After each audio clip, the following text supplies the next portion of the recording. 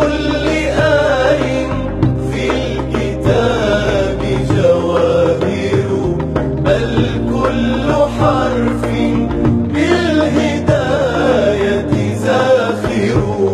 فأنر بآي ذكر قلبا مظلما، لو كان أعمى بالكتاب سيبصر.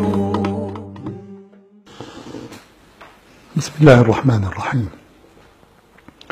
الحمد لله رب العالمين، وأفضل الصلاة وأتم التسليم على سيدنا محمد وعلى آله وصحبه أجمعين.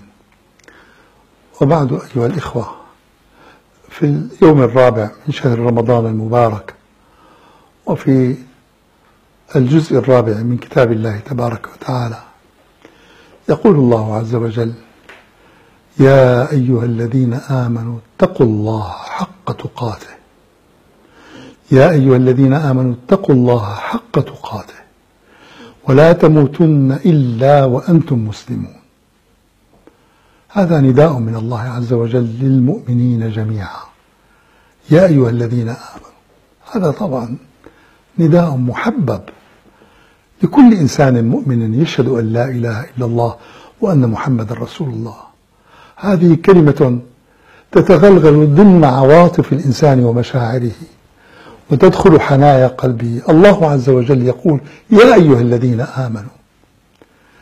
وعند ذلك ينبغي أن يصيخ المؤمنون بأسماعهم وأسماع قلوبهم وأبصارهم وبصائرهم إلى منادات الله تبارك وتعالى، وما يريد منا وما يطلب إلينا سبحانه وتعالى لخير دنيانا وديننا وآخرتنا. يا أيها الذين آمنوا اتقوا الله حق تقاته ولا تموتن إلا وأنتم مسلمون.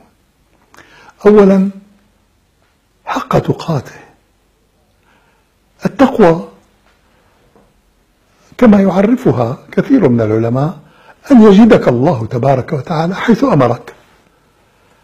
عند كل أمر من أوامر الله ينبغي أن تكون هناك، ويراك الله تبارك وتعالى في ذلك الموطن الذي يستحق أن تكون تقيا فيه لله تبارك وتعالى، وأن يفقدك حيث نهاك. هنالك مناهي تغضب الله عز وجل وتسخطه، فلا ينبغي أن يراك الله فيها. هذه التقوى حق تقاته. حق تقاته أن تتقن العمل بالأوامر، وأن تتقن التجافي والتباعد عن المناهي. بعض الناس قد يكون تقيا في بعض الأمور ويتباعد عن التقوى في أمور أخرى، وهذه صفة قبيحة من الإنسان المؤمن.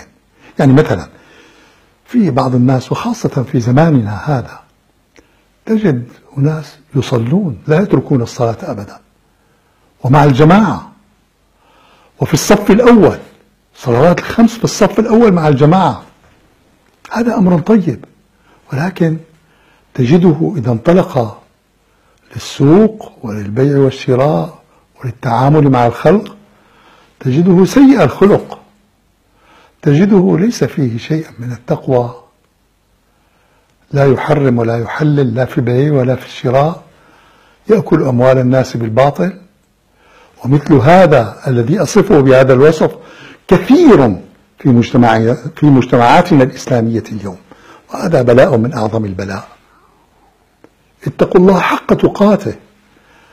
الحسن البصري رضي الله تعالى عنه، وهو سيد من سادات التابعين وعظيم من عظمائهم، رأى ولقي 70 من أصحاب رسول الله صلى الله عليه وسلم. يقول رضي الله تعالى عنه: التقوى حين الصفق في الأسواق، يعني عقد الصفقات. التقوى حين الصفق في الأسواق ومواجهة الحلال والحرام. هذه هي التقوى. التقوى في العبادات الشخصية هذا أمر طيب ومطلوب وضروري جدا، ولكن إرادة الشخص وعزيمته في مرضاة الله تبارك وتعالى، هذه العزيمة في إرضاء الله عز وجل تكون في المعاملات مع الخلق، تكون في الأخلاق، تكون في أخلاق العبد مع عباد الله عز وجل. هل هو مطيع لأمر الله سبحانه أم هو متساهل في ذلك كله يسير بهواه ونوازعه هي التي تدفعه إلى كل أعماله وتصرفاته؟ هذا أمر يا إخوتي ينبغي أن يتنبه إليه الإنسان المؤمن، أن لا يكون مؤمنا لا سمح الله متعرضا يوم القيامة لعذاب الله. المؤمن مؤمن في كل أحواله، في عباداته، في معاملاته، في أخلاقه، في كل شيء في هذه الحياة. المؤمن مؤمن، وصفات المؤمن معروفة ينبغي أن يلتزمها وأن لا يحيد عنها أبدا. يا أيها الذين آمنوا اتقوا الله حق تقاته ولا تموتن إلا وأنتم مسلمون. يعني على الأقل إن لم تكن تقيا حتى حق التقوى فإياك أن تموت على حال تخلد فيها في نار جهنم. مت على الإسلام، حافظ على دينك حتى تلقى وجه الله تبارك وتعالى. فالمطلوب منك وأنت إنسان مؤمن أن تتقي الله حق تقاته حتى تنال الأجر العظيم والثواب الكبير وحتى تنجو من عذاب الله عز وجل.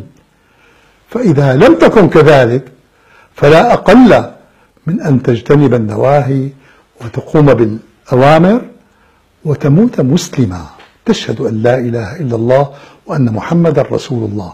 هذا توجيه الله تبارك وتعالى لنا أمة محمد صلى الله عليه وسلم. وجزاكم الله خيرا، والسلام عليكم ورحمة الله وبركاته.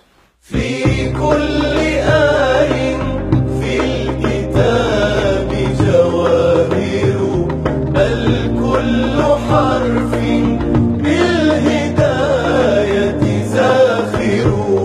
فأنر بآي ذكر